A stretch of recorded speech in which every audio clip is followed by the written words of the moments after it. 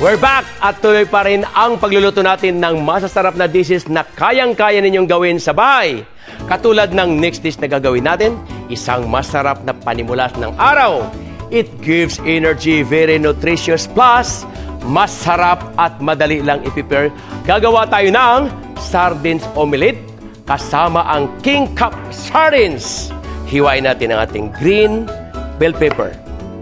Yan. Alright. Kapag sinabing breakfast, para sa iba, dapat laging may eggs, di ba? Usually, we serve it sunny side up or scrambled. But with this dish, you can serve something new sa pamilya. Di ba po? So ito po yung ating green bell pepper. Hiwain natin ng julienne. Pwedeng cubes. If you want cubes, pwede rin po. Ang mahalaga ay mayroon kang isamang gulay. Red and green bell pepper. Of course, may sibuyas. Hindi pwede walang sibuyas. Ngayon, isusotay ko na po yung ating sibuyas. Yan. Lagyan natin ng konting cooking oil. Konti lang. Ako po, pag nagsusotay, ilalagay ko agad hindi mainit para hindi agad masunog. Habang umiinit yung mantika, lalo siyang naluluto at lalong maganda kasi hindi susunog. Okay.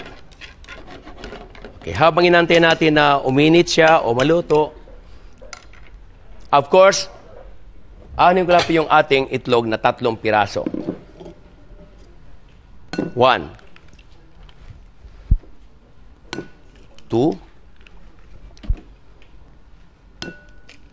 3. Yan. Bibit na natin. Gamit ko lang ang chopstick. Madali lang po ito. Pwedeng sandok, pwedeng tinidor. But for me, I love to use chopstick all the time. Ang sardines, masarap din kainin for breakfast. So, 2-in-1 breakfast dish na kaagad itong sardines omelette natin. Sobrang dali niya rin i-prepare. So, pasok for morning na nagmamadali ka. Just open the can of king cup sardines and prepare the dish. May masarap na breakfast ka na for the whole family. Alright, so umiinit na po yung ating sibuyas. Then, ilagay na natin ang ating garlic. Alright. Suti-suti lang, ang bango. That's right. Slightly brown. So, the bell pepper. Green and red bell pepper. Then, nalagyan lang natin ng kaunting salt. And the black pepper. So, habang sinusutin natin, pahinaan ko lang ng konti. At syempre naman, bubuksan natin ang ating king cup sardines. Pasok na pasok itong king cup sardines sa pamilya kasi mayroong 6 to 8 pieces sa isang lata. Firm and meaty rin ang textures ng fish kaya masarap kainin. At ang maganda dito, affordable ang price niya at $13.75 is RP in supermarkets. Sulit sa laman, sulit sa sarap. Kaya ayos talaga ang king cup sardines. Ilalagay na po natin ang ating king cup sardines.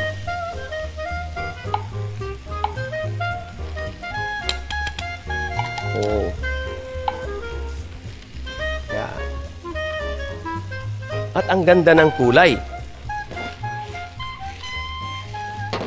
Okay. Hahaluin lang natin ng bahagya. I'm sure timplado na ito.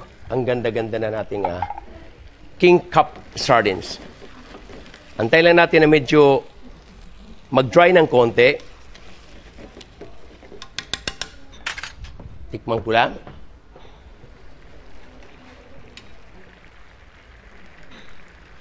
Wow.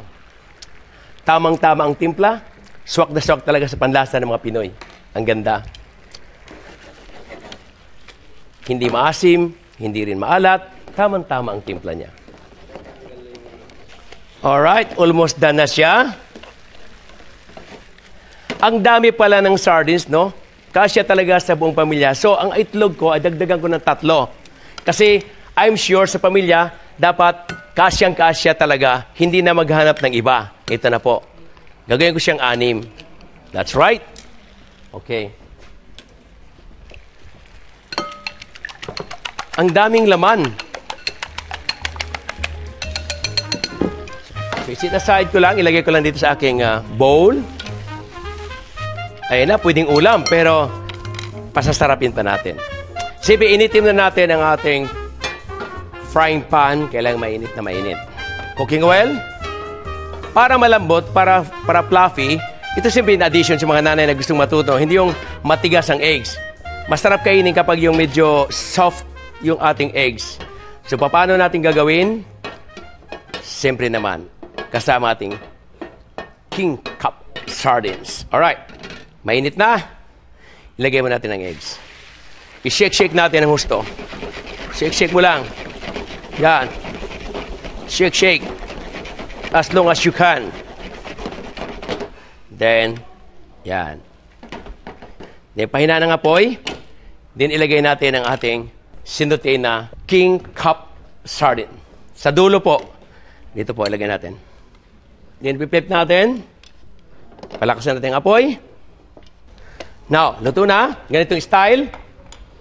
Pipip natin. Hawak dito. Look at that. There you go. Wow! Ang ganda. 1 minute. Then, we have the parsley. At syempre, para mas maganda ang simula ng umaga para sa pamilya, dapat maganda ang plating natin. Of course, di ba? Alright.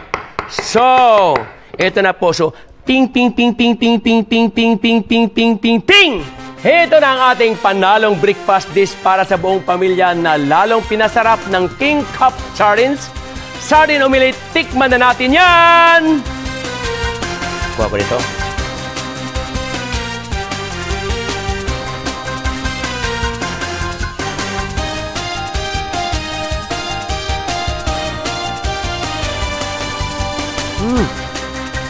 Ang sarap. Tamang-tama yung lasa ng sardines. Walang lansa. Pure na talaga ang lasa. Malasa mo talaga yung King Cup Sardines. Ang sarap. Alright! Subukan na rin ang masarap na sardine omelette na ito para maganda ang simula ng inyong umaga. All thanks to King Cup Sardines na binigyan ng panalong lasa ang ating dish. Sulit sa laman, sulit sa sarap. Ayos!